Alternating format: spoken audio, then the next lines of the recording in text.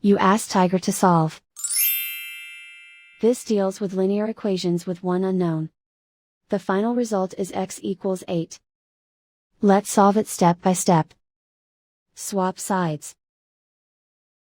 Group all constants on the right side of the equation. Add 11 to both sides.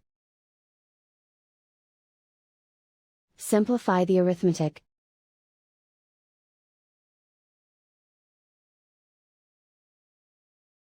Isolate the x. Divide both sides by 2. Simplify the fraction. Find the greatest common factor of the numerator and denominator. Factor out and cancel the greatest common factor. And so the final result is x equals 8.